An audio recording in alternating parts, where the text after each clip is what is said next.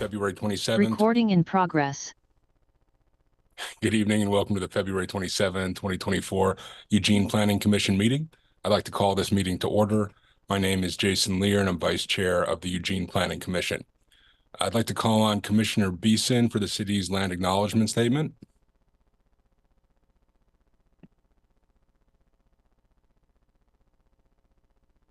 Since time immemorial, the Kalapuya people have been the indigenous stewards to our region, building dynamic communities, maintaining balance with wildlife, and enacting sustainable land practices. This land acknowledgement is a way of resisting the erasure of indigenous histories and to honor Native communities by inviting truth and reconciliation. Following treaties in 1851 and 1855, Kalapuya people were dispossessed of their indigenous homeland by the United States government, forcibly removed to the Coast Reservation in Western Oregon. As we consider the impacts of colonization, we also acknowledge the strength and resiliency of displaced indigenous people. The city of Eugene is built within the traditional homelands known as the Kalapuya Ilahi. Kalapuya descendants are citizens of the Confederated Tribes, Grand Ronde Community of Oregon, Confederated Tribes of the Siletz Indians of Oregon, and they continue to make contributions in our communities here and across the lands. We express our respect for the inherent political sovereignty of all federally recognized tribal nations and indigenous people who live in the state of Oregon and across the nation. Therefore, the Planning Commission recognizes that what we do today will affect the many generations who will come after us. Thank you, Commissioner Beeson, and thank you to everyone joining us in this virtual format tonight. We're going to start off with two brief action items, followed by a fair housing training, which will take up the bulk of our meeting. Anyone wishing to join the meeting online can do so by following the instructions listed on the agenda for this meeting. Planning Commission meetings can also be viewed watching the live stream available on our website or the broadcast on Comcast Channel 21. Our agenda will start off with a Planning Commission action on public requests. And for our first agenda item, which is a request to release an access restriction area, I'd like to turn it over to Jeff Gepper to begin the staff presentation. Great, thank you, Vice Chair Lear. My name is Jeff Gepper. I'm a senior planner with the Planning Division. And for this first item tonight, I'm actually going to introduce you all to Bray. She's one of our new planners here at the City of Eugene. And she's going to give us a brief introduction to these, or the first of one of our two rather unique kind of things that are coming to the Planning Commission tonight. So with that, I will hand it over to Bray and go for it, Bray. Hi, everyone. So like Jeff said, my name's Bray. I'm an assistant planner, and I'll be providing a brief overview of item 1, which is a request from a property owner to release an access restriction area that affects their property. Jeff, would you mind sharing the screen? Thank you. So the affected property, 2260 Sandy Drive, is located directly south of a road stub that extends from the east side of Sandy Drive. Where the property abuts this road stub, there's a 1-foot access restriction area that prevents the property owner from using the north side of their property for access or frontage. So as a consequence of preventing access to and from the north side of the property, the access restriction effectively limits future residential development opportunities on the property. For example, without this frontage, it would be difficult to create an additional residential lot in this location. The access restriction was established as part of the right-of-way dedications made by a 1963 deed, which granted the 1-foot strip to the city to hold for future use as a public road. This reservation for future use was likely intended to function as a reserve strip, which is the more modern term for this type of restriction. The interesting thing is that this 1963 deed dictated that the Planning Commission, through resolution, is the body who can release the access restriction area. As you can see here on the next slide. On behalf of the requester, we've brought forward a resolution to the Planning Commission to release this access restriction area in accordance with the terms of the deed. Doing so would remove the access restriction and establish the area as unrestricted right-of-way. I'd also like to clarify that this is not a land use action nor a land use decision, and that there are no land use code provisions that would apply to this unique request. So based on the available information, staff recommend that the Planning Commission vote to adopt a resolution to release this access restriction area and dedicate the area as public right-of-way. A draft resolution is included as attachment A to the agenda item summary. And now I'll hand it back to Jeff. Thank you very much, Bray. So, and just for commissioners, just to know, I do have, if you determine that this is the direction you want to go, I do have a possible motion up on the screen. But with that, I'll hand it back to Vice Chair Lear to begin deliberations and potential action on this topic. Yeah, absolutely. It looks like Commissioner Isaacson is ready to speak. I'm ready to move unless anybody else wants to speak on the issue first. We can probably make the motion and then speak to the motion, I guess. I move to adopt the resolution releasing the access restriction strip and dedicating the area as a public right-of-way included in attachment A to this agenda item summary, included the 1963 deed referenced as Exhibit A and included on page 7 and 8 of the agenda item summary. Thank you, Commissioner. Second. Looks like there's a second. Was that Commissioner Ramey? Yep. Well, is there any further discussion on this motion, or would anyone like to speak for or against? Seeing no one, we'll go for a vote. Please raise your hand if you are in favor of adopting the motion. I didn't see where Commissioner Beeling was, so it looks like it is unanimous and the motion is carried. Commissioner Lear Commissioner Edwards just popped in and she does have her hand up. Commissioner Edwards, were you just voting or were you trying to make it? I was just voting. I will be joining you shortly. I'm just driving, so I will just be here participating. But Commissioner Lear, great job. And I'll see you on camera in a bit. I'm just driving home. So thank you guys. So the motion carries and is adopted unanimously. For our second item, I'd like to turn it over to Amy Cameron from the Community Development Division to introduce, I'm sorry. I guess we're still on Jeff speaking about item 2, which is the request for a home burial siting. Thanks again. Yeah, so this is our second of relatively unique things that are coming to the Planning Commission today. There's basically, if somebody wants to site a home burial on their property, there's a provision within the Oregon Revised Statutes that does provide the Planning Commission the opportunity to approve or not the siting of a home burial. So we out at the subject's property on Woodside Drive, as you can see on the screen here, we have a home, the Dietz family home. Their father and husband recently passed away, and they're looking to site a home burial at this location.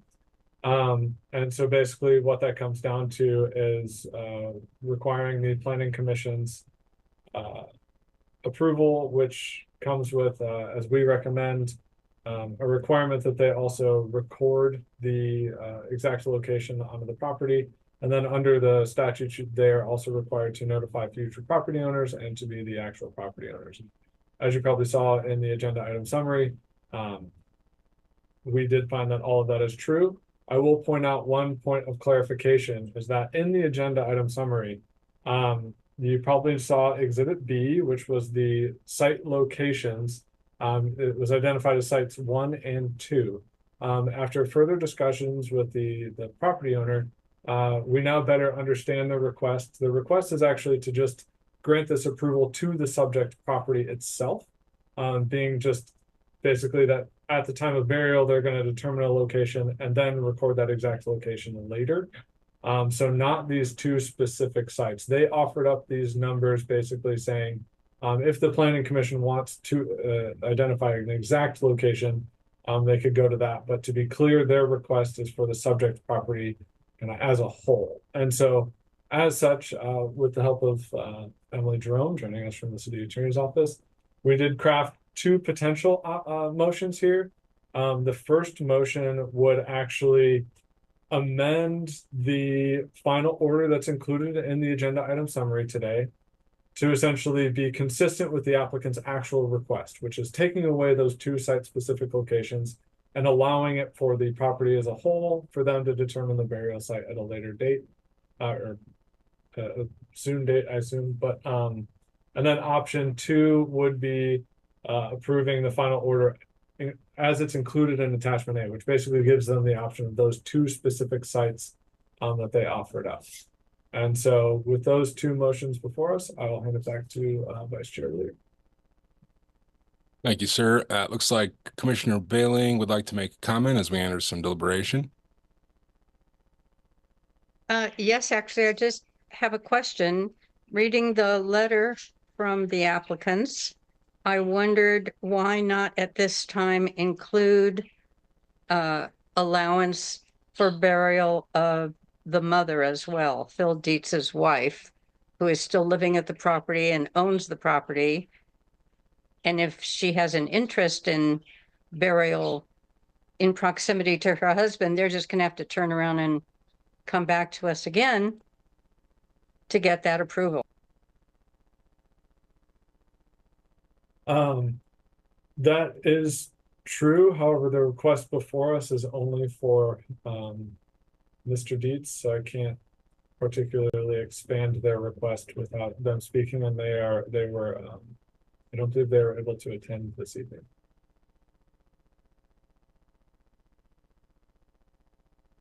Were there any other comments or questions for staff? Commissioner Lear. Yes, Commissioner Isaacson. I'm sure that staff has already gone down this road, but there aren't any sort of setbacks or any other issues. In other words, if they chose one right along the fence line to place their loved one, that doesn't. There's no restrictions for us. It's just like you can do whatever you want with your property wherever you want to go. We've crossed that barrier, correct? If you chose option one, that there's no setbacks. It would be locating the burial site anywhere on the property, up to a fence line or otherwise. Whereas option two would be those two specific sites that appear to be approximately 5 to 6 feet away from the property line for site two, which is the closer of the two. Okay. Commissioner Beeson. Yeah, I'd be ready to proceed with option one. I'd put that out there, I guess, for further discussion. Proceed with option one and give the Dietz family the flexibility that offers. Just a point of clarification from staff. There are, I think we discussed in briefing, a lot of other rules governing the way that this happens that are beyond really the purview of the Planning Commission. Is that right? I mean, there are other rules, but really what's before us is the fact that they have to notify future property owners. There's a requirement to record as kind of identified in the final order. They're the property owner.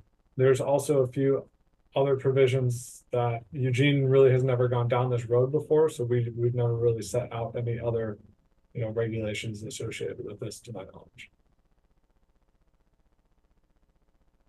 And so does that count, Commissioner Isaacson? I'm sorry? Oh, you had your hand up? Yeah, I don't think that Commissioner Beeson actually moved to option one by vocalizing it, but I'm happy to do that unless Commissioner Beeson wants to do that. No, go ahead.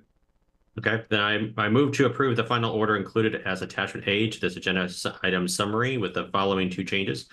A, under the introduction section, delete the final sentence, and under B, the consent section, delete the following words, quote, as shown on Exhibit B to this final order. I second the motion.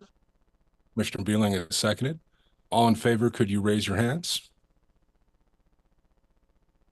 Just scrolling over to see. Looks like that is, again, unanimously approved. So with those issues resolved, we'll now turn it over to Amy Cameron from the Community Development Division to introduce our speakers. Good evening, commissioners, officials, and board members. My name is Amy Cameron, and I work in the city's Planning and Development Department on the Housing Opportunities and Services team in the Community Development Division. In addition to working on policy work on renter protections and helping our community navigate rental housing rules, I manage the city's fair housing contract with Fair Housing Council of Oregon. To provide background information, the City of Eugene receives federal community development block grant funds on an annual basis.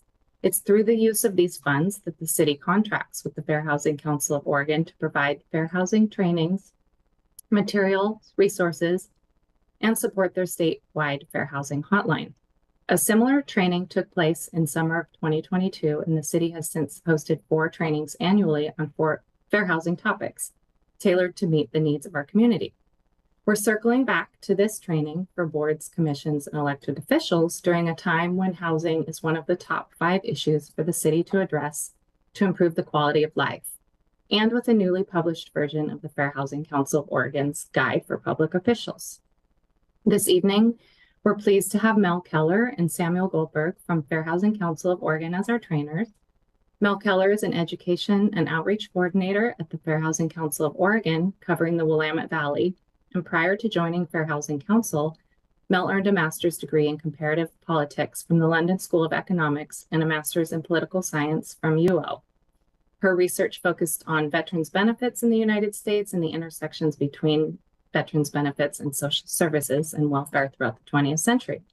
Mel has experience teaching college courses on civil rights, American politics, and the politics of business and comparative politics, and she brings a wealth of teaching and facilitation experience to her work at Fair Housing Council. Samuel Goldberg is an education and outreach specialist at the Fair Housing Council, where he focuses on history and affirmatively furthering fair housing trainings. He also coordinates the activities of the AFFH, which is the Affirmatively Furthering Fair Housing Systemic Investigations Committee, which is a collection of land use professionals and Fair Housing Council of Oregon staff, which serves as a watchdog for local planning activities, strategizes how to best advance affirmatively furthering fair housing in state policies, and provides technical support for jurisdictions. And with that introduction, I'll turn it over to Mel and Samuel. Wonderful. Thank you so much, Amy.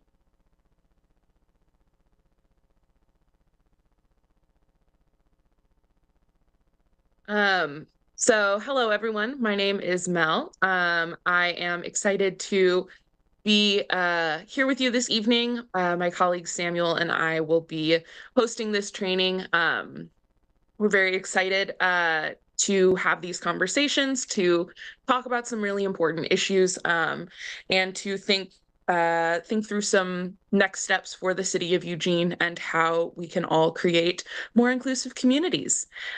Just some light housekeeping. We'll have breaks for questions throughout the presentation, so feel free to ask questions then, and we will also have an evaluation that we would love folks to fill out afterwards. Next slide. So today we're going to talk about a bit of history, covering the history of discriminatory zoning and land use. We'll be then talking about how jurisdictions play a role in fair housing. So we'll talk about the implications of the Fair Housing Act and affirmatively furthering fair housing as it pertains to jurisdictions. We'll be talking about Goal 10 and fair housing and how that fits into land use and zoning policies as well. Then we'll be talking a little bit about NIMBYism, which stands for Not in My Backyard, and what strategies can be promoted to prevent NIMBYism, as well as general strategies to promote inclusive communities and what folks at the Planning Commission and the City of Eugene can do to further inclusive communities in the city. So first, a bit of history.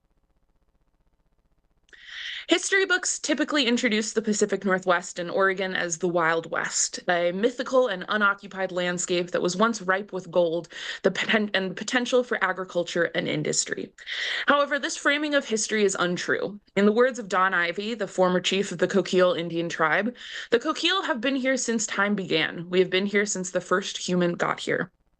Oregon was far from empty before white settlement. More than 60 tribes lived in what is today Oregon for thousands of years, but by the mid-1800s, 80% of the Willamette Valley population had been killed. And while it's true that many of those who died fell victim to diseases such as smallpox, tuberculosis, and cholera spread, unintentionally or not by white settlers, it is also true that the death toll may not have been so catastrophic had it not been paired with the violent reduction of ancestral lands, creating overcrowding on reservations, being cut off from traditional food sources, and being largely denied medical assistance by the federal government. It was only once the indigenous peoples had been removed or exterminated that Oregon could be claimed as quote-unquote empty and free land for white settlement. After the signing of the Oregon Treaty in 1846, establishing the 49th parallel as the boundary between the US and Canada, the United States wanted to solidify its claim by rapidly expanding the permanent white population. That meant getting away from the fur trapping, which had previously been the main American commerce in the region, and towards farming, particularly by families. To incentivize this, Congress passed the Donation Land Act, which gave 320 acres to single men and 640 acres to married men or married couples. The law explicitly limited this opportunity to whites, or in some cases, quote, half-breed Indians. This is also a clear example of an institutional decision which creates generational racial inequality. Oregon's early political and economic systems were established with the intention of creating an agricultural paradise in the West, where white farmers could settle without the competition of Southern plantations.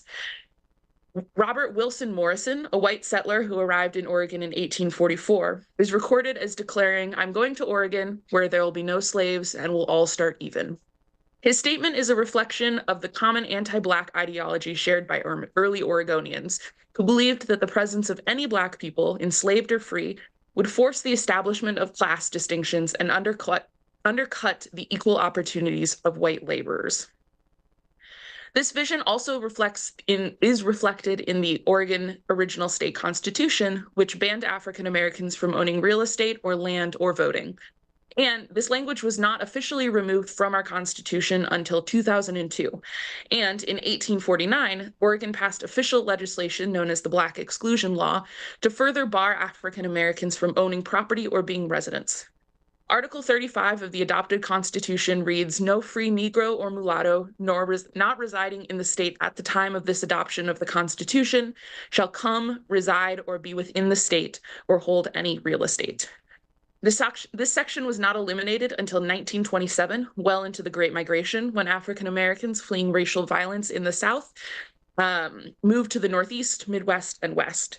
These refugees largely avoided Oregon, in part due to the exclusion laws. While these exclusion laws were rarely enforced, the message was out of the country. Black people would not be welcome or safe in Oregon. As with African Americans, Chinese workers who started arriving in the 1850s were subject to their own exclusionary clause in the state constitution, which read, "No Chinaman, not a resident of the state at adoption of this constitution, shall ever hold any real estate or work in any mining claims therein." While there was an unwillingness to ban Chinese labor, the government made it clear that they were not to be relegated as permanent citizens or residents. This section was not repealed until 1943. Next slide. However, while these restrictions may have suppressed migration of African Americans and recent immigrants, the booming economy in the early years of the state led to the creation of many communities of color. Notably, Oregon's early industries, such as mining and timber, were concentrated in rural areas, meaning people of color were present in almost every corner of the state. When a series of economic recessions hit in the late 1800s, these communities were scapegoated and targeted for violence and intimidation. Many were driven out of smaller towns and fled to the relative safety of cities like Portland. Between 1890 to 1930, even though the number of overall African American population increased in Oregon, the number of counties without any African American residents increased from 1 to 4, and the number with less than 10 residents of African American descent increased from 16 to 20 counties across the state. Next slide. Just some local notes. Eugene has its own history of racial segregation and discrimination, which grew particularly in the early 20th century as the Ku Klux Klan gained a stronghold in Eugene. Crosses were regularly burned on Skinner's Butte, and the Klan held marches in downtown Eugene. In 1922, the Salem Capital Journal published a list of all registered Klan members in Eugene, found during a raid in Los Angeles. In Eugene itself, however, the story was buried by the city's paper because at the time the Register Guard's owner had Klan ties. As a way to confront this history, the Lane County Historical Museum now displays the list in its entirety, first time it has been publicized since its original publication in the Salem newspaper. The names include such community leaders as J.H. Shelton, publisher of the Eugene Evening Guard, and C.A. Huntington, star of the 1917 University of Oregon football team that beat Penn in the third Rose Bowl, and later a coach of the University of Oregon's football team. In 1948, Lane County issued a notice for Black residents to vacate the area of the Ferry Street Settlement, which is a settlement that was built on what is now Alton Baker Park. It was a segregated Black community in part due to the harassment faced by Black residents of Eugene. It had no running water or electricity, and yet a strong community was created. In 1948, the county issued a notice for residents to vacate the area so that the Ferry Street Bridge could be built. On July 16th, in 1949, the county obtained a court order that demanded that the area be vacated within 10 days. And on August 24th of that year, a bulldozer destroyed all of the homes in the area and a neighborhood church. To construct the bridge, 101 people living on the site, 65 of whom were Black and 36 were white, were displaced to 3 new sites without water, electricity, or sanitation services. Next slide. As time goes on and we enter the 20th century, we start to see that property values were not simply based on brick and mortar composition of a home, but rather the racial composition of a neighborhood. That value could be determined based on a list of ethnic favorability, and having a member of what this list considered to be a, quote, less favorable ethnic group within 4 blocks could severely reduce the appraised value of your home. Institutions were creating strong financial incentives to preserve segregation. So this list is a list from the 1920s put together by the American Institute of Real Estate Appraisers, which listed the top 10 desired homeowners. These included, ranked from most to least favorable, English, German, Scots, Irish, and Scandinavian, Northern Italians, Bohemians or Czechs, Poles, Lithuanians, Greeks, Russians, Jews of lower classes, South Italians, Negroes, and Mexicans. Notice which groups aren't even listed, such as Native Americans, and which correspond to the previous list of quotas or skin colors as well. We have to ask ourselves who decides how these neighborhoods would be composed and who has the power to determine which properties are considered valuable. Next slide. The answer to who makes those determinations is, at the time, the Federal Housing Administration, which played a large role in the enforcement and perpetuation of segregation.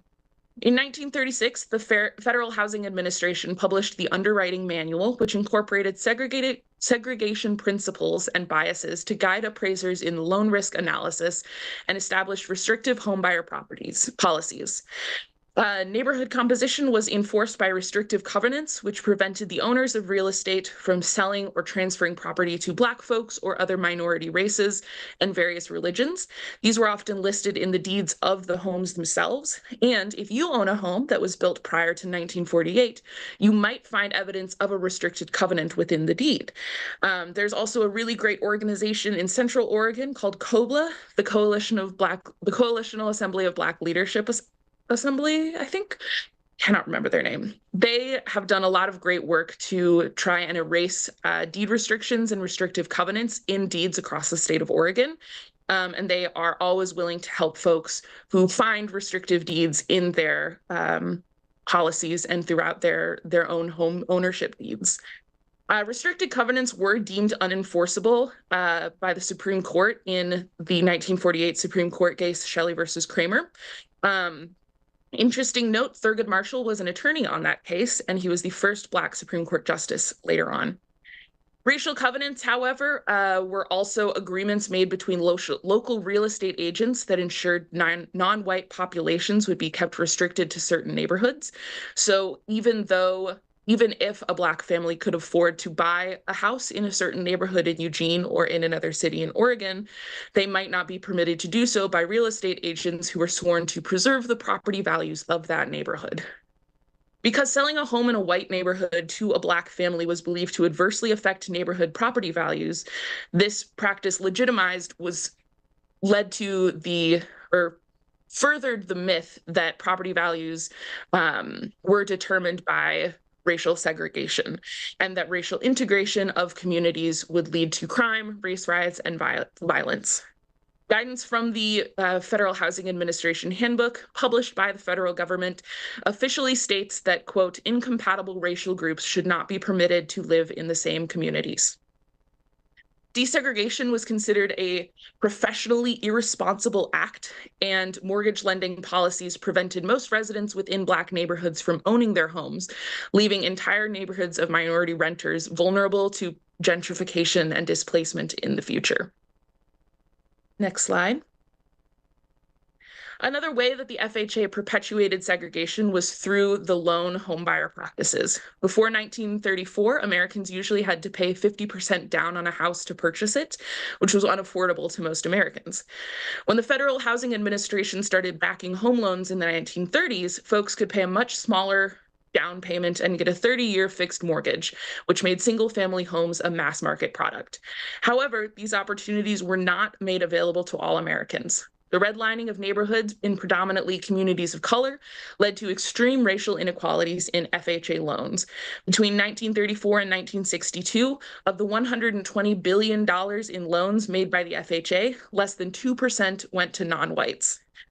This government policy accounts for much of the inequality that exists in homeownership today. While white Americans had the opportunity to gain financial wealth from their real estate investments from the 1930s to 1960s, Black Americans were not. Even after the Fair Housing Act was passed and it was made illegal to discriminate against people in the housing or in the sale of housing because of their identity, we know that many racist practices in lending and real estate created many barriers for Black Americans to purchase their homes at a fair rate. Many of these racist practices are still happening today, even with the Fair Housing Act in place. Next slide. We also have some other forms of institutional policies that solidified practices that led to segregation in American cities. Federal fair housing loans were made available, but only to whites. VA loans from the Veterans Administration were withheld from Black Americans who had served their country. Urban renewal was gentrification that turns into displacing communities. They would determine what housing was considered, quote, blighted or in older neighborhoods, and it would be renovated with tax dollars. The original residents would be asked to leave while their homes were being remodeled, but when the housing was renovated, rent would go up, and the majority of people who grew up there would have to leave and relocate to areas with even less opportunity because they could no longer live or afford to live in the neighborhoods where they grew up. Exclusionary zoning is something that we're going to talk about a fair amount in the next slide. Next. So from the start, zoning has separated more than just land use. It's also separated people. When we think of zoning regulations, we originally think of what we can do with certain pieces of land. So folks do not necessarily want to live right next door to a factory, and so you create policies and laws that separate industrial from residential communities and so forth. However, in the early 20th century, in the ways of a lot of American political history, many communities explicitly used zoning ordinances to racially segregate neighborhoods. So instead of solely limiting residential areas from being near or next to industrial areas, there were also limits on where people of certain ethnic groups or certain backgrounds could live in relation to both residential and industrial zones. Regulations on the form and functions of buildings then locked in that segregation. So even after laws were repealed that explicitly pointed to racial segregation, their impacts lasted long beyond the policies themselves. Next slide. And then we get to some good news. The Fair Housing Act was enacted in 1968. It was passed on April 11th, 1968, actually a week after the assassination of the Reverend Dr. Martin Luther King Jr. The Fair Housing Act was the hardest piece of civil rights legislation to get passed. It had been, I think it was the most vetoed, it was the most filibustered piece of civil rights legislation prior to its passage in 1968. And it really was only passed as a way to assuage some of the unrest that was taking place after Dr. King's assassination. The Department of Housing and Urban Development was named to enforce fair housing laws. There were penalties for violating the act that were instituted, and it also created the requirements that we'll talk about a lot this evening of affirmatively furthering fair housing, which is a mouthful, but it's very important. I also want to note that a lot of the particulars of the Fair Housing Act were not enforceable until the 1988 Fair Housing Amendments Act, but it's important to look at the entire history of the Fair Housing Act as it relates to the work that we still do today. Next slide. So the first lesson of today's presentation is that racial segregation did not happen organically. It was the result of decades of violence, intimidation, and prejudice, then cemented by institutional action. It's important to learn specific history of your area, Eugene in particular, and then press for institutional actions to redress that harm. The Museum of Cultural and Natural History had a really great exhibit a few years back on the history of Black residents of Eugene. It's still available on the museum's website. I also recommend checking out Oregon Black Pioneers. They made a documentary in partnership with OPB that does a great job of explaining that even though Black exclusion laws were on the records in Oregon, there was still a vibrant Black community that existed in the state in the 19th century. Highly recommend checking those out. And now we'll take a break for questions.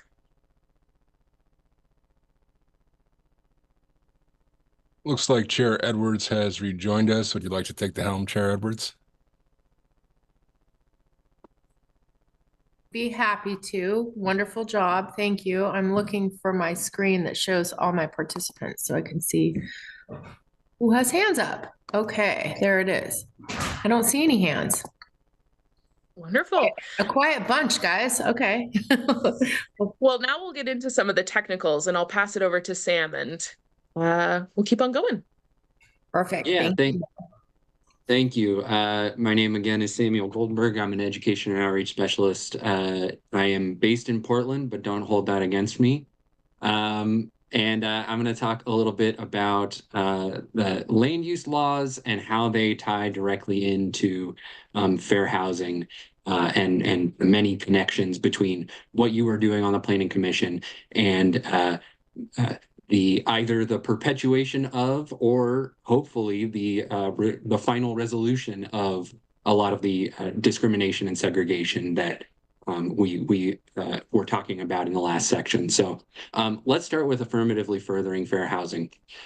So what is affirmatively furthering fair housing? If you're uninitiated, as Mel mentioned, is part of the 1968 Act. The 1968 Fair Housing Act very basically says that if you're involved in housing in any way, you can't be discriminating against people based on race, color, national origin, or religion. That was later expanded to sex and eventually disability and familial status. It continues to expand today. We've got some state protected classes as well. Affirmatively furthering fair housing goes one step beyond that. It says that if you are a recipient of federal government funds through HUD, so the community development block grants being the most common of those, then you have an additional obligation to undo existing patterns of segregation. So you have to analyze where does segregation exist? Where are there problems with discrimination in housing? And then make some kind of plan for how you're going to use a portion of those dollars to roll back those patterns. So let's talk first a little bit about the work you do and how it intersects with fair housing. So zoning and planning decisions can affect protected class citizens very differently. Because of the history of discrimination that in housing in particular and in land ownership, we know that today wealth is dramatically unequal in this country. And it really is directly tied to housing, right? The value of housing is the number one piece of a family's, the average American family's assets. Unless you are, in a pretty small percentage of upper income Americans, that is where your wealth is stored. And so the historic discrimination and segregation has created really profound differences in wealth. For the average, for every $100 of wealth that the average white family has in America, the average Black family has about $5 in wealth. And so much of that is tied directly to housing.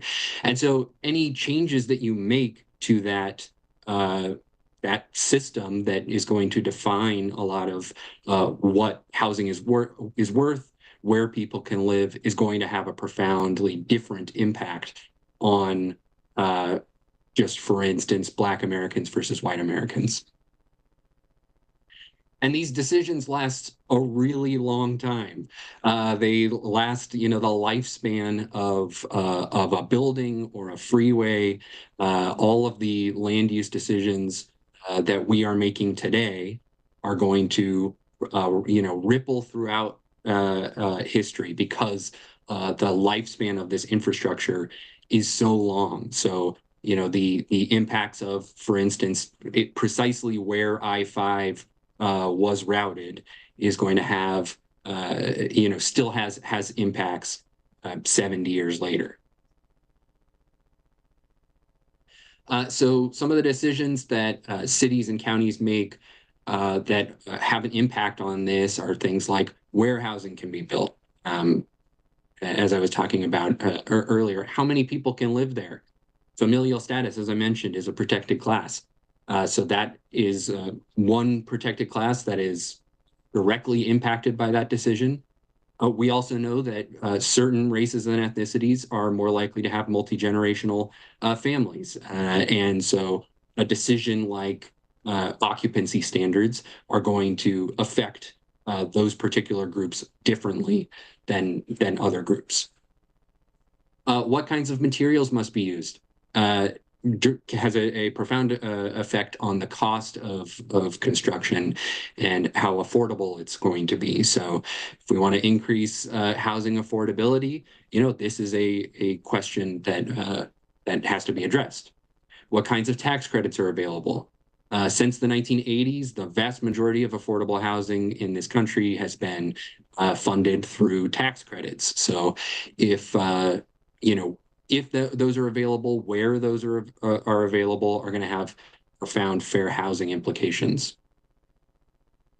What kinds of allowances they'll make for protected class citizens. This is something that we'll get into in a second, but there are particular exceptions that have to be made on local land use policies, development codes, et cetera, if there are protected class implications. So we'll get into the specifics of what that means in a second. And also how codes and ordinances are enforced. Again, I'll have some specific examples of this later, but the point is the codes and ordinances themselves may be above board, may be non-discriminatory, but how they end up being enforced could have discriminatory impacts. So here's what the Department of Justice and HUD say about fair housing and land use laws. Fair housing law prohibits land use regulations, restrictive covenants, and conditional or special use permits that may limit housing choice based on protected class. So if a land use decision falls into these categories and has some kind of bearing on differential treatment, based on who is accessing the land, if it is limiting housing choice, then it has fair housing implications. It could be a fair housing violation. So what does that mean in practice? Well, here's some common ones. Requiring projects to undergo additional approval steps, hearings, or meetings with neighbors not required of other housing projects. So let's say you have a housing project that is it's supportive housing for people with disabilities.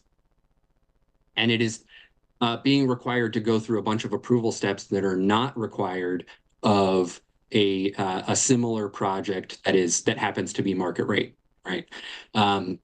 It could be argued that building is being treated differently based on who it is serving. So that could be a fair housing violation. This is something that happens all the time. Requiring projects to have extra screening, setbacks, or design modifications not required of other housing projects. So let's say there's some assumption that the people living in this housing are, going to be a members of a certain protected class, and the decision ends up being, sure, we'll approve this, but you have to, build a 6-foot concrete wall around back. If you're not requiring, similar market rate developments from doing the same thing, then that could be a fair housing violation, right? You're treating those two otherwise similar buildings differently based on who you assume are going to live there. Requiring burdensome public safety requirements. This is something that we've been seeing, increasingly mandating that as a condition of, building this particular building, you have to have security guards between, a particular time. Again, if you're not requiring that of all buildings of that particular type, and the only difference happens to be who's going to be utilizing that building, then that could be a fair housing violation. And I mentioned this earlier. So when it comes to disability in particular, the protected class of disability, all housing providers have to, grant reasonable accommodations or reasonable modifications that would allow the person with the disability to have equal access and enjoyment of the property. Cities and counties are under similar obligations. So if for some reason an exception to a zoning policy, a land use code needs to be made in order for equal access to that property to occur. So let's say a setback needs to be modified so that you can build a wheelchair accessible ramp, then that's something that you have to consider as a reasonable accommodation. Accessible parking spots, that's another really common one that has maybe come up in your time on the commission. That falls under a reasonable accommodation for under the protected class of disability.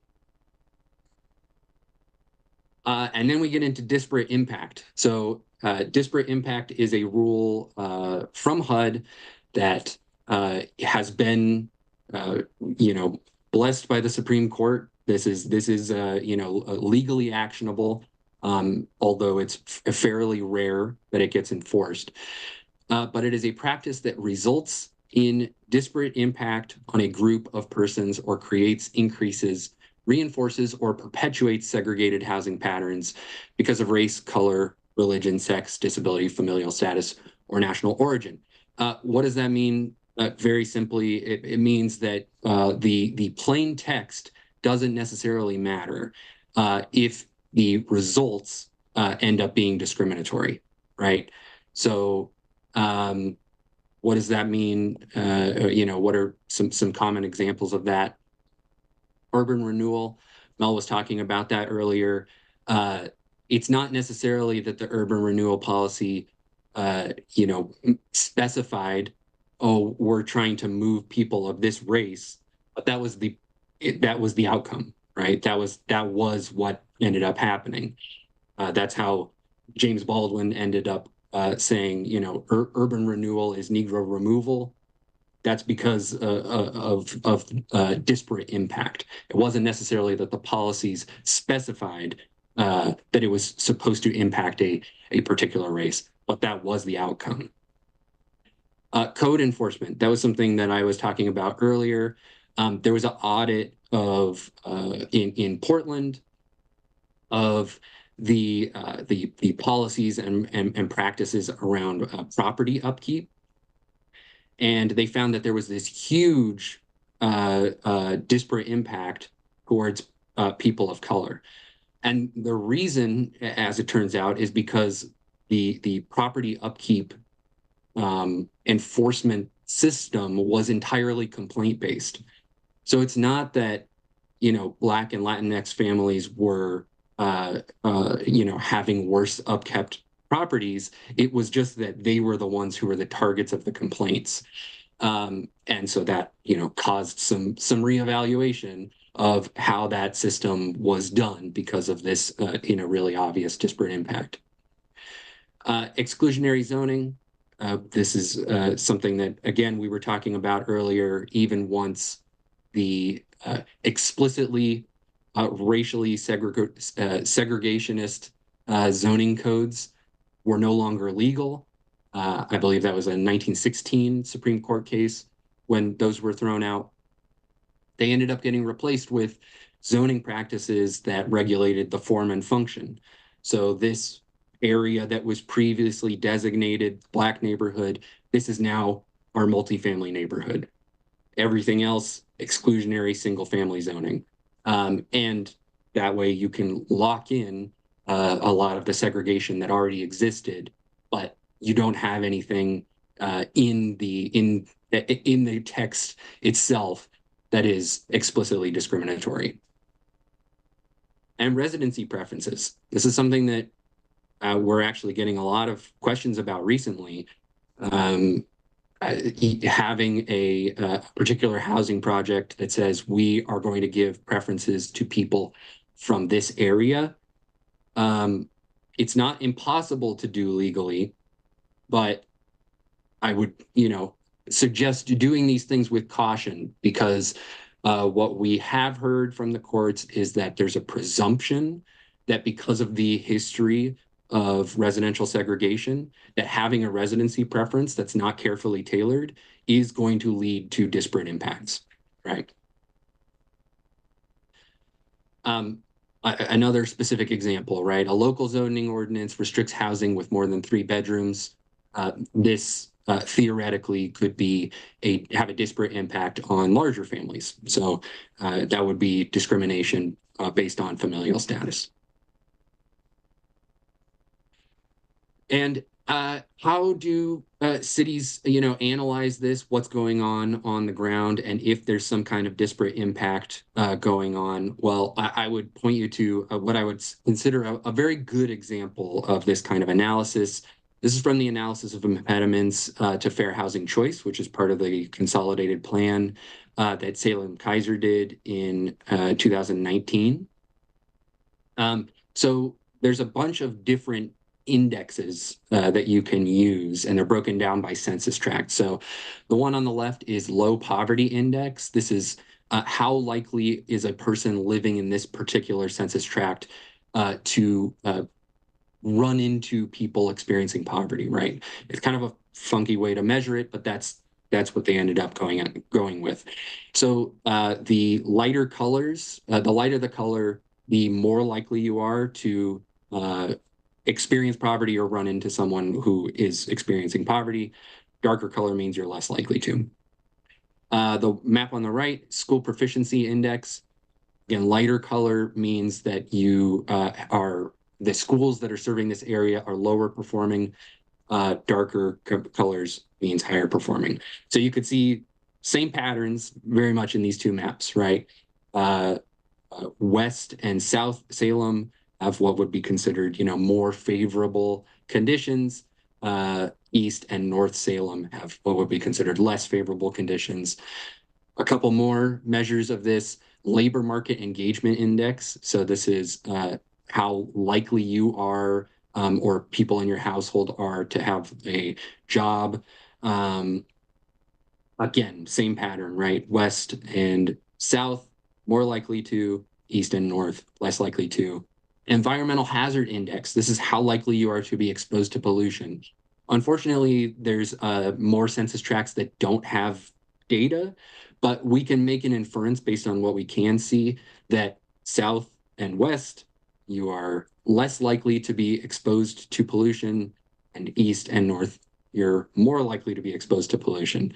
Now, there are all kinds of reasons why there would be different on the ground circumstances. Conditions on the ground might be different. Would they be different in every single one of these categories? That probably doesn't exist in nature, but whatever, for whatever reason, there are going to be differences, in one part of the city versus another. It becomes a fair housing issue when you overlay demographics on this, and then you can see, are there meaningful impacts along protected class lines, based on these actual conditions on the ground. And sure enough, if you look at the largest non-white, non-Hispanic ethnic group, which would be, Hispanic, the vast majority are concentrated in North and East Salem, where the conditions are less favorable, right? And meanwhile, the lowest percentage of Hispanics are in South and West, where the conditions are more favorable. So I can't really give a better description of what affirmatively furthering fair housing means than to show you the stories that these maps tell, and explain why and how even over 50 years after the Fair Housing Act, residential segregation has a meaningful impact on people's lives today. And so this is the kind of stuff that needs to be addressed. Now, I do want to make a quick note. I know that Eugene is pursuing their next consolidated plan soon. In your previous analysis of impediments, I saw no such maps indicating these types of geographical differences. I would encourage you to do those kinds of visualizations in the future, because it ends up being really easy for people to understand, something like this. So lesson number 2, and then we can take another short pause for questions. Affirmatively furthering fair housing means that where housing is located is as important as how much there is, right? We can all acknowledge that we have a housing supply crisis, but we want to make sure that as this housing is being built to meet the demand, that we also place it in a way that disrupts existing patterns of segregation rather than doubling down on them, making them worse, which has happened for many decades. So push for good analysis to unearth existing patterns of segregation, and then target your investments in a way that's going to disrupt those patterns again, rather than doubling down on what already exists. All right. Are there any questions?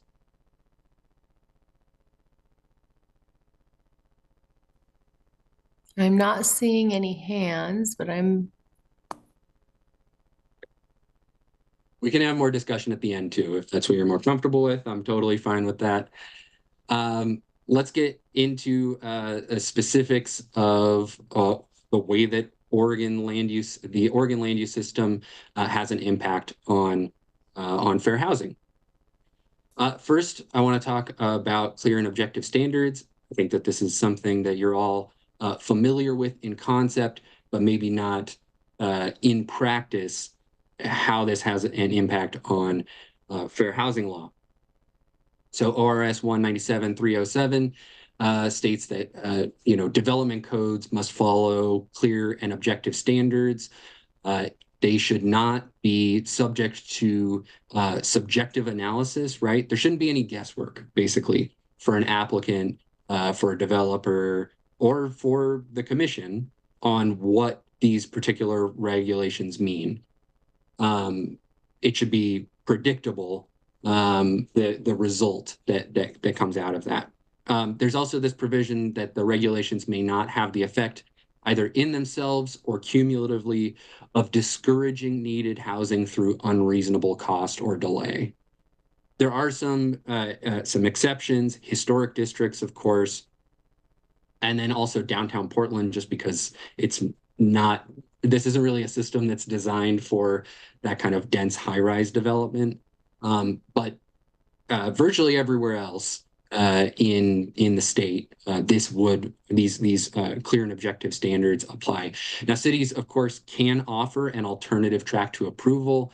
If a developer decides to go that way, they are certainly allowed to. If they are, for instance, they want to pursue a particular housing type or material or something like that hasn't been tried before. But the city still needs to offer this baseline clear and objective development code.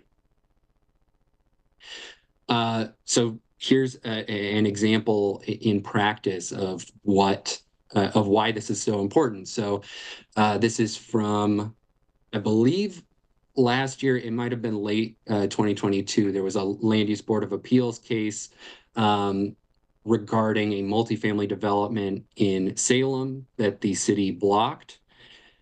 And the city blocked it for several reasons, but the applicant ended up appealing it to the Land Use Board of Appeals on the basis of some provisions that they were using that were definitely not clear and objective. So the decision specifically went after these two provisions. LUBA, I should say, did side with the applicant. They specifically went after these provisions that the city was using. The reasonably likely adverse impacts of the use on the immediate neighborhood can be minimized through the imposition of conditions. That's a fun one. And proposed use will be reasonably compatible with and have minimal impact on the livability or appropriate development of surrounding property. I think that that's one, both of these, I would say there are versions of this in a lot of development codes around the state. But there are some clear problems with it because these provisions definitely need subjective analysis. What does reasonably likely mean? What are adverse impacts, right? Neither of those things are defined in the city's code. What does immediate neighborhood mean? Are we talking 2 blocks? Are we talking 5 blocks? No definition of that goes along with this code. And minimized through the imposition of conditions, again, requires a ton of subjective analysis. What are you talking about? A wall? What are you talking about? A moat? Well, it's completely left to the subjectivity of the city. And then in that second provision, reasonably compatible, right? Neighborhood compatibility is something that you hear a lot in these types of conversations about what can and what should be built. That's obviously requires subjective analysis if it's not going to be defined elsewhere in city code. In order to be clear and objective, they would have to define compatibility means this density next to this density, or this type of use next to this type of use. That would be clear and objective. The city does not do that here. Minimal impact, again, and livability or appropriate development. I think that we can all say that we want livability and appropriate development on surrounding property, but I bet that we all have very different ideas of what that means. So for all of these reasons, LUBA did end up siding with the developer. And here's just briefly a bit about unreasonable cost or delay. So clear and objective standards, conditions, and procedures regulating the development of housing may not have the effect, either in themselves or cumulatively, of discouraging needed housing through unreasonable cost or delay. Yes, it is clear and objective to say that all multifamily development needs a 6-foot moat around it, but I don't think that any of us would think that that is reasonable, right? That's going to cause you a lot of cost or delay to something that the law states is needed housing. Now, how does this all tie into fair housing law? I'll be as kind as possible. There are bad actors that are sometimes in governments, in decision-making bodies, who want to make a discriminatory decision, but they end up using this subjectivity as an out for why they are making that discriminatory decision. So if you take away more and more of that subjectivity, you put it as plainly as possible in the text, you have this certainty going in, then people who are inclined to make those discriminatory decisions are not going to have that out of, well, the law says that I can make this decision on this wildly subjective basis. It's not that I don't want these people to live here. It's that this use isn't compatible with the surrounding neighborhood, right? So if you take away those opportunities, it's going to be a lot harder to make those discriminatory decisions. And that's why I think that this aspect of Oregon land use law is actually really positive for fair housing purposes, if it is enforced. So a little bit about the statewide land use planning system. Of course, it's existed since 1973. It says that cities have to follow 19 land use planning goals in order to, anytime they are making a land use decision. Goal 10 regulates housing. So obviously it's going to have some fair housing implications. Goal 10, the meat of it is that buildable lands for residential use shall be inventoried, and plans shall encourage the availability of adequate numbers of needed housing units, price ranges, and rent levels which are commensurate with the financial capabilities of Oregon households, and allow for flexibility of housing location type and density.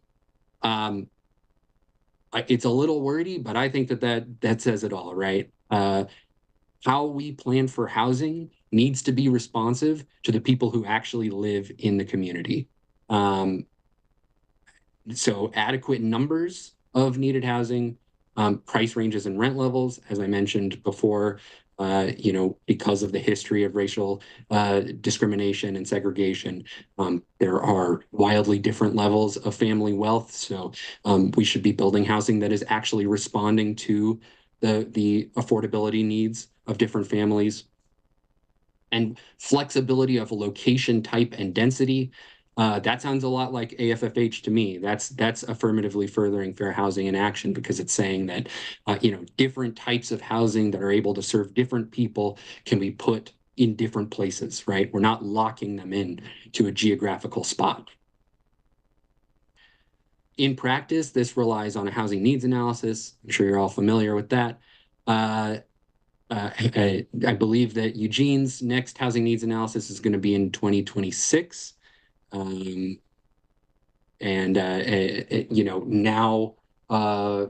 cities outside of the Portland metro are required to do it every 8 years. Very basically, the way that it works is that there's an analysis of the housing needs of the residents for a 20-year period. So it's a product and process that the city goes through to determine areas of need in their current inventory of housing and their buildable land supply. Now, this is getting modified a little bit this year because of the Oregon housing needs analysis, reforms that came about in House Bill 2001 from last year. And it's really the changes, I would say, drill more into this idea of contextualized housing needs, right? There's a recognition that because of the history of discrimination in our housing processes, certain populations are more affected and they have maybe different challenges than the population at large. So really drilling into who are those specific populations that have been particularly underserved by the way that the housing system has worked so far.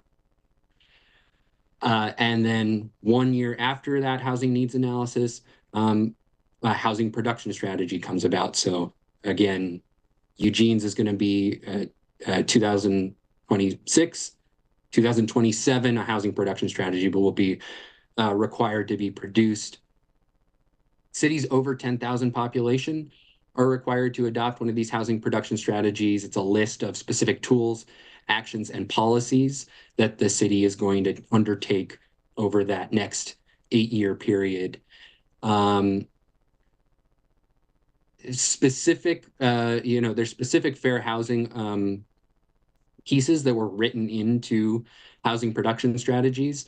For instance, there is a requirement that the housing production strategies produce fair and equitable housing outcomes. That's the term that was used. In practice, it is an affirmatively furthering fair housing policy, right? It says that the investments that you're making, the changes that you're making, need to produce results that are going to minimize housing inequities in your city.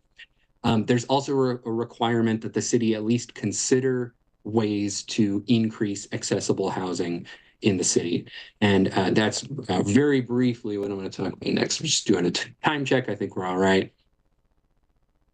So the the graph that on the right indicates the number of Oregonians who are turning 75 years old. Okay. As you can see, starting in 2022, there was a huge bump, right? What is the significance of 75 years old? That is the single highest indicator of whether or not a person has mobility-related disabilities. If you are over 75, you are substantially more likely to have mobility-related disabilities than if you're younger than 75. And in practice, that means that we need a lot more accessible units, like way more than we could even fathom right now. The estimate that I've seen is that 6,781 wheelchair ready units a year need to be built every year. That's just to meet the new growth, right? That doesn't even accommodate people who are already underserved by the lack of accessible units in Oregon.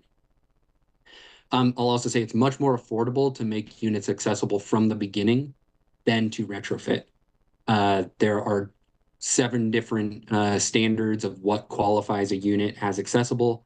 I'm not going to get into all of them right now, but what I will say that it is very expensive to widen doorways and hallways and modify bathrooms to make them fully accessible.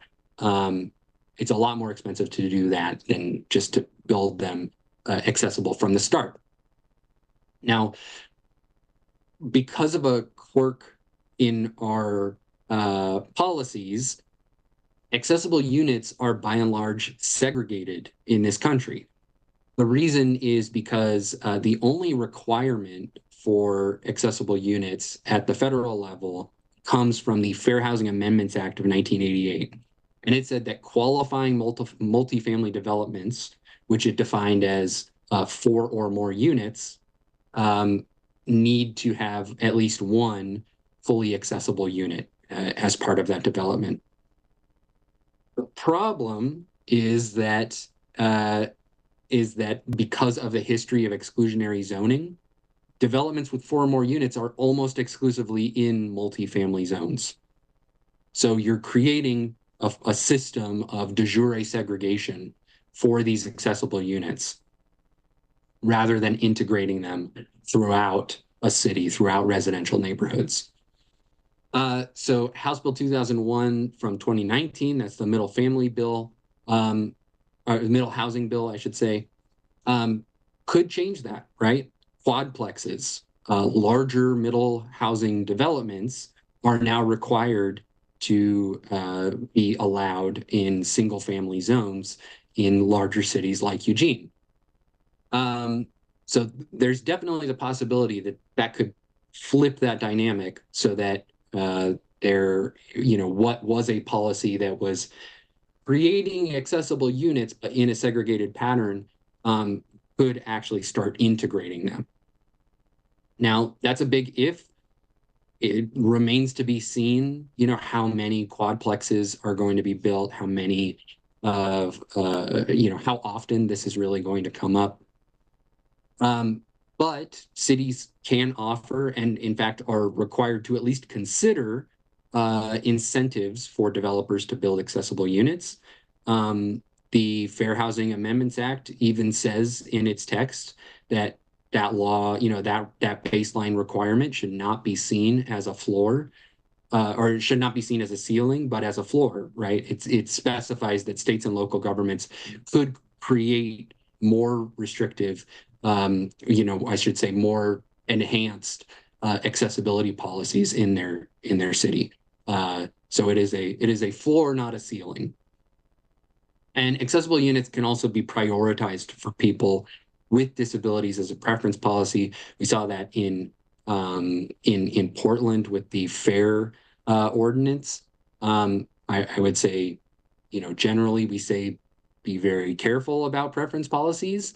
There are some exceptions when it comes to people with disabilities because the physical needs of the structure are different in a way that just doesn't exist for, let's say people of different races. What two people of different races need from their home are essentially the same.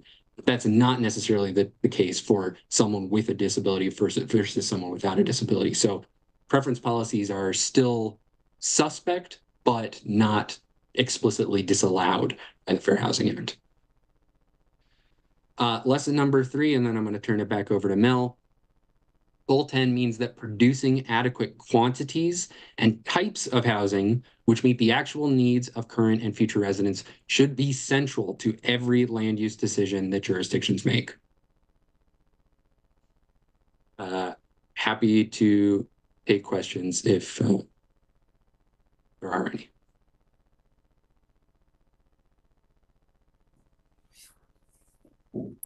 I am looking for hands. Oh, I see Commissioner Lear. Jason, go ahead. Yeah, and I don't mean to put you on the spot, Mr. Goldberg, but it's a great presentation, a lot of information.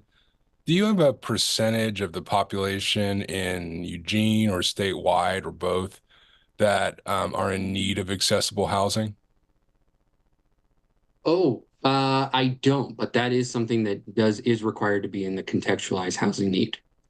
So your planning department is hopefully looking into that, or whoever they end up contracting with. I have definitely seen that in other cities, housing needs analysis, housing capacity analysis. Not sure what you call it in Eugene, but that is required to be in there.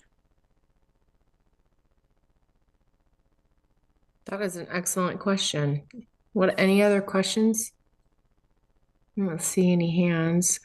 Well, I appreciate this. I've served on this body long enough now to have had the fair housing training, and it was very different. And I think that this was a lot, I guess it just put a lot more policy perspective. And I mean, the background information is fantastic. So I just want to applaud you for all of that, because it really is so critical to understand the background to why things are the way they are. And then but I do think it's always a challenge to try to figure out policy levers to pull to not incite any unintended consequences, because I think that sometimes while we're trying to accomplish this, sometimes I don't know, I've seen it where it ends up being a little bit harder to do. And Commissioner Bailing, I do see your hand up, so go ahead. Thank you. I have a couple of questions. Along with our agenda, it included this wonderful document, Building Inclusive Communities. Yes. And I was very interested, as Commissioner Lear asked, I was very interested in learning how the city of Eugene is actually scoring in all of these issues that came up. How are we doing? There were many, many, many things that I know we've addressed. It seems to me there are many that we have not yet addressed. And having some indication of where we stand actually gives us a starting point. So I don't know if that will actually come out in the housing needs analysis and the housing production survey, but those are a ways off. So getting some more information that could actually provide some guidelines would be helpful. There's also reference to affordable housing, different levels of, 30% of the MFI, but nowhere do we hear what the MFI is for Oregon or for Eugene. I'm curious what that is. What is our median income? And well, maybe you could address those two, and then I'll ask my next two. Okay. I did not get that data. However, I think I can find it fairly quickly. I know that Oregon Housing Alliance does a pretty good job of, at the county level, developing reports around who are the populations that are particularly affected. For instance, it'll show you what the median, what the average person needs to make in rent, and then compare it to, a nurse, a teacher, et cetera, in the city. So I am bringing that up now. Well, I saw online a list of what median family income is for the entire state, but I was not able to find anything for Eugene. So both to your point and to Commissioner Lear's earlier point, the fair housing analysis of impediments that the city of Eugene put together in 2020 has information about population statistics, including regarding individual disability rates by type in Eugene. Right. So in Eugene, we have 3.5% of the population have hearing disabilities. Vision disabilities is 2.5%. Cognitive is 6.4%. Ambulatory is 7%. Self-care is 2.6%, and independent living is 6.2%. They also have information on the differences in median individual income by disability versus non-disabled. So the median individual income in Eugene is $32,214 versus folks with a disability, the median income is $22,274. Great. Wonderful. Then I'm sure we can access that report, so that's something I could look up. That Yes, it's a great report on fair housing impediments. Mm-hmm. My other two questions are much more generalized. I wonder if the state of Oregon has anything like the environmental impact code that California does, where things have to be considered subject to impacting environments such as exhaust and fumes and drainage and things of that sort before a project can get approved. And it's useful statewide to begin to explore those environmental impacts on the affected communities. And the second question is, I'm wondering if those of you in the Fair Housing Authority for our state are sharing best practices with some of our neighboring states. Okay, so to your first question, yeah, environmental inequities are a major impact of the history of residential segregation and discrimination, and obviously very current decisions that are being made have inequitable impacts on different populations. We absolutely saw that in 2020, 2021 with the wildfires, particularly in Southern Oregon. That had dramatically different impacts on particularly Latinx families. Flood risks very often come down disproportionately because lower cost housing has a tendency to be in what's in the floodplain. And so you can end up with concentration, racial or ethnic concentrations in areas that are very vulnerable to flood risks. As far as pollution goes, I showed you those maps in Salem. In Portland, there was an indication that something like 90% of the formerly redlined census tracts in Portland were within 1 kilometer of one of the top 10 polluters in the city of Portland. There was also an indication that in terms of heat islands, the average temperature between an area that was formerly redlined and not redlined was a difference of 12 degrees Fahrenheit, which, as you can imagine, during the heat dome that's a literal life and death margin right there. 12 degrees Fahrenheit. That's the largest difference in the country, actually, between formerly redlined and non-redlined neighborhoods. And that's based on a decision from 90 years ago that we're still living with the impacts of today. So absolutely, environmental impacts are, and how they are different is, how they're falling on different populations is absolutely something that the state is considering rules around and building it into the Oregon Housing Needs Analysis process. They're building it into the climate friendly and equitable communities process, things like that. But it's going to take a lot of work, obviously, to fix this, very, very entrenched problem. As far as sharing best practices with other states, I don't know that the Fair Housing Council is in particular, but I think that there are our neighboring states are very interested in our more recent housing reforms, things like ending exclusionary single-family zoning through middle housing, and the types of impacts that has on equity in housing. Thank you.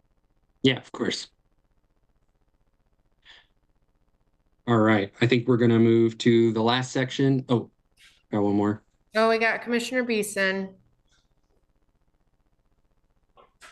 Let me hold. Yeah, let me hold till you do the last section. Sorry, I was thinking we were. Let me hold. Thanks. No, that's totally fine. We got a brief one that's about NIMBYism, which I'm sure we're all very excited to talk about. Awesome. Thank you, Sam. We've talked a lot about Goal 10, about other policies that are in place to plan for affordable housing. So if we have all of these laws, if we have all of these policies that folks are following, why do we have an affordable housing crisis? Next slide. Part of that is that we have a number of barriers to development. So it can be extremely difficult to find the funds to build affordable housing. Finding available land, like we talked about, cities might need to expand their urban growth boundaries to make room for or allow for different types of housing. This is something that Governor Kotek, I know, has been doing some work around and has been getting into the weeds around land use and urban growth boundaries as well. Cities might also need to update their infrastructure, things like sewage, power grids, to allow for new housing developments. But the biggest issue, or one of the biggest issues, is NIMBYism, which stands for Not in My Backyard Attitudes. So, contrary to popular speculation, the primary factor between regions with high rates of homelessness is not poverty, illness, or substance use, it's rental prices and vacancy rates. Regions with booming labor markets and low rates of unemployment actually experience the highest rates of homelessness because of the crunch that creates on the housing market. Discrimination against new housing developments is extremely common. NIMBYism means not in my backyard, where folks do not want, they will say, oh, well, I support affordable housing, or I support creating more accessible housing, but I don't want it in my backyard. We know that NIMBYism comes from fear of who might live in the new housing developments and how that housing might affect the neighborhood. Many of the misconceptions about needed housing types have been found to be largely untrue. The Department of Housing and Urban Development has some great information on their website to help combat NIMBY thinking. And we use tools like this to educate the community about misinformation. So a lot of the work that the Fair Housing Council of Oregon does is community-based. We will, if, say, there is a new affordable housing project that is being proposed, going through the process of getting approval, and there's been a lot of community pushback, we might work with the city, work with other officials to put together some resources to combat what misconceptions exist around these new types of projects. For example, how will the buildings look? What might surprise many community members is that builders of affordable housing have to comply with the same restrictions on design and construction as market rate developments. So the developers of affordable housing or other denser housing types don't get free passes to build the way that they like. They're held to the standards that all new developments are held to. We also combat fears about home values.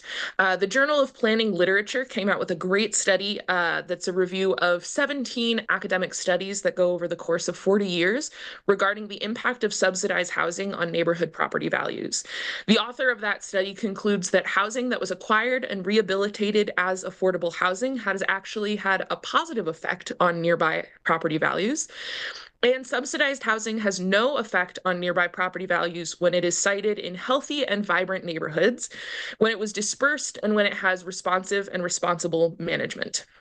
Negative effects on property values are more likely to occur when affordable housing is clustered and located in declining neighborhoods. We also know that there are fears about increased crime, but researchers agree that high crime rates in areas with lots of public housing are not due to the housing itself, but more likely due to the lack of opportunity in the area where the housing is being built. We also have the magnetism myth, which is the idea that if we build emergency housing like a shelter, more unhoused people will come to our community. We know that in most Oregon cities, the majority of unhoused folks living in those communities are long-term residents. Many of them grew up in the area, and housing costs have just risen so exponentially, and wages have not kept up to meet that demand, that families are living in cars, doubled or tripled up, or camping out on Bureau of Land Management land. These folks are the unhoused people we don't see every day. We know that the unhoused population has risen greatly following the pandemic, and the rising cost of gas and other items has also increased due to inflation. And we know that addressing issues of the magnetism myth, addressing issues of crime, and addressing issues of home values are all ways that people want to talk around the discrimination that they are actually trying to support or trying to argue for. So a lot of these misconceptions about, crime will increase, we don't want the wrong kind of people moving into our area, things like that, can be traced back to the similar types of ideas and kind of ways that people looked at the world that led to the creation of strong segregationalist policies back in the day. Next slide. So when we're looking at how the process works and what rights folks have when we're talking about housing, the public has the right to express their opposition to the public or to certain projects, but they, one, are not allowed to legally intimidate, and they also need to not be discriminatory in their arguments. So things that might relate to that. Community members have the right to express their opposition, but intentional behavior that would cause a person of ordinary sensibilities, is how it's phrased, to fear injury or harm is prohibited. And when it comes to your roles as commissioners, land use and other public decisions may not be made on the basis of concerns based on discriminatory assumptions. Local officials, including staff, may only make their decisions based on fact-based, non-discriminatory factors. The law prohibits the public from asking for information about the extent or type of disability of an individual or group of individuals may have. So what this means is that people might show up to a commissioner's meeting. They might show up to a public forum and they might say discriminatory things. They might make statements about what they think of unhoused folks or people with substance use issues. And those statements might be discriminatory in nature. As public officials and as public officials that are held to the standards of affirmatively furthering fair housing, you should not be taking those discriminatory assumptions into consideration when making your decisions. It's their right as the public to show up and speak their mind, but the city government cannot block housing opportunities for protected class citizens based on these discriminatory statements. Yeah. Commissioner Edwards. Thank you. I'm so sorry. I'm very curious about that. Is this based on the legal protected classes, or because you mentioned people who are unhoused or whatever, is that considered a protected class? And I'm just curious because you. Yeah, what a great question. So Housing status is not a protected class currently. I know that some folks at the city are looking into the process of adding housing status as a protected class. Salem added it as a protected class 2 years ago now. Wow. They've been doing some really great research on how it supports it. But when we're looking at unhoused members of the community, oftentimes the issues extend beyond their status as unhoused folks, and it leads into discriminatory comments around substance use, which is considered a protected class under disability, particularly if somebody has been diagnosed with substance use disorder or other mental illness that might develop in very public ways. That's really oftentimes what we see when folks are pushing against these sorts of projects. Thank you. That's helpful. Mm-hmm. We also know, nope, go ahead, Sam. So one of the roles and the last lesson that we want to share is that helping resistant community members to understand how new housing will help meet the needs of the whole community, including neighbors they might not know exists. But also we want to remind you as policymakers that prejudicial comments from the public are not adequate reasons to reject a project. So how do we then promote inclusive communities? You all now have a copy of our brand new Inclusive Communities Guide that Samuel has been so instrumental in creating. But we also have a few other points to bring up.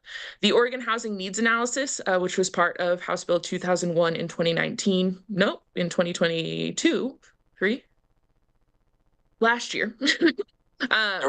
It's confusing. There was the middle housing bill was also House Bill 2001. That was in 2019. The Oregon Housing Needs Analysis was in House Bill 2001 from 2023. Yep. So the 2023 rendition of House Bill 2001 created what Samuel was mentioning about the development of an Oregon Housing Needs Analysis, which is going to look at more equitable projections of both population growth and how our housing needs are directly related to protected classes. It also introduces a very important definition of affirmatively furthering fair housing into state law, so we're no longer relying on federal government, on specifically the Department of Housing and Urban Development, to create action items around AFFH. It's now a state policy as well. We also have new equitable and affordable model codes, along with more technical assistance funds through OHCS to help support that.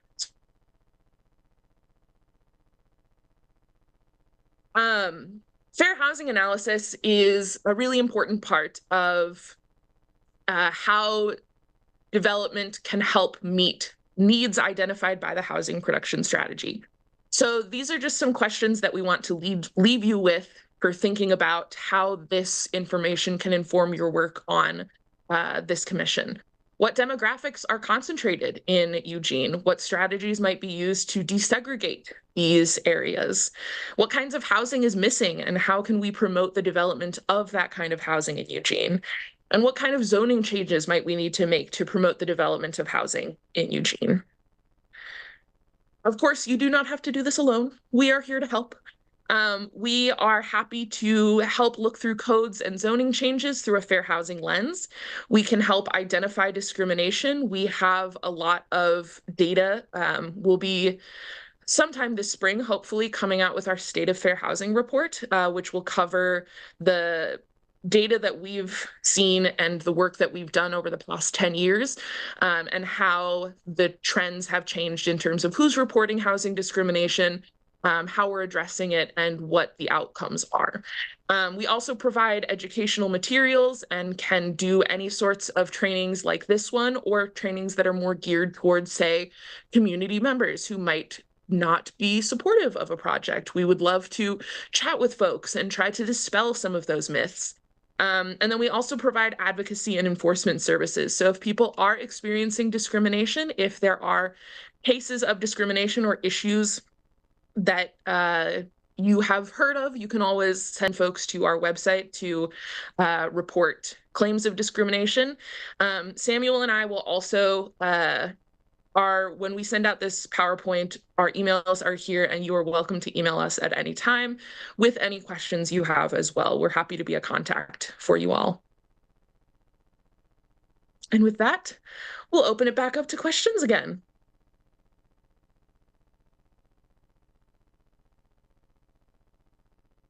All right, I know Commissioner Beeson had a question. Go ahead. I don't have too many questions. I guess a couple of comments. I just want to say, Mel and Samuel, this is really impactful. You guys did a presentation in 2019. I don't know if it was you two, but it was the fair housing, and it was very impactful for me at that time. I found over the last number of years, a lot of the focus just for me, and I think for this group and for this city, has been, we've been talking a lot about housing and the need for housing and all of those things. Things seem to kind of converge there.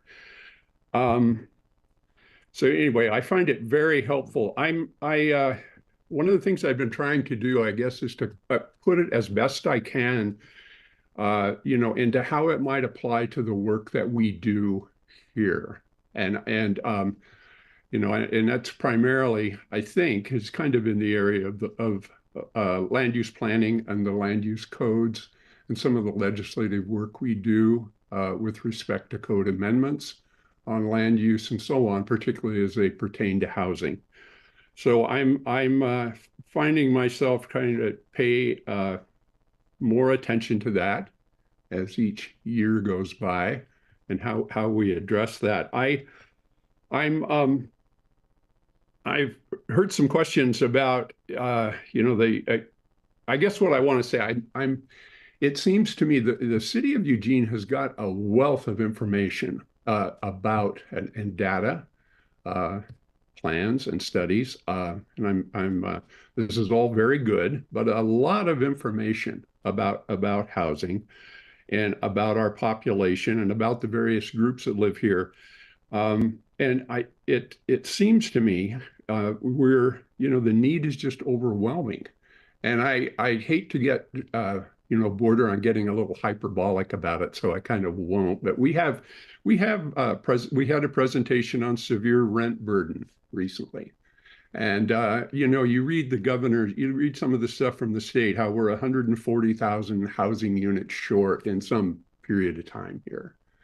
And it's sort of on and on. So I find myself wanting to kind of focus in on what we can do here to look at our own code, our own regulations, and so on, to try to remove barriers, to try to make it, give developers and give the community more of an opportunity to develop the housing we need. I think a lot of the barriers, and I think this is probably true everywhere, but as you have housing barriers, they clearly tend to affect people who've been kind of historically marginalized and so on. So I think there's a lot of opportunity for us there. You had a section in your report that talks a bit about what we might do locally, kind of losing some of my notes here, but reviewing land use planning systems. And you mentioned in your report the comprehensive plan, the capital improvement plans, zoning, all of the zoning maps, the codes, development incentives, and so on. And we don't really, as a planning commission, initiate work. I mean, and that's there's probably good reason for that. We usually we do the things that come at us, and we work kind of as an arm of the council. But I think I'm going to want to be looking for opportunity where we can, as we're doing our work and they're coming at us, that we can be intentionally critically reviewing some of these codes and some of the things some of maybe the policy levers, as Commissioner Edwards was saying, some of the ones that we might be able to sort of get our hands on and see if we can do that. So I guess I'm going to stop there. I might like to talk with you guys more at some point. As I said, it's very impactful. It's the best word I'm coming up with right now. And I really appreciate the information, and I think it's all very good work. Thanks. Thank you very much, Commissioner. We'd be happy to follow up on that, on whatever questions you have. I will just briefly say, because I know there's a lot of very complex processes that have a bearing on housing that you might not have a role in initiating or originating, as you said. But what I will say is that Goal 10 applies to anything that could feasibly change housing capacity or the feasibility of building housing, right? So literally everything from development codes to zoning maps. If you are, requiring street trees in an area where that wasn't required before, then it should be accounted, any potential impact on housing should be accounted for. All of those things have Goal 10 implications within the city of Eugene. So I just want to put that out there. All of those things do have to follow those Goal 10 requirements. If they have any potential to impact the city's abilities to meet its housing need, then those things have to be accounted for.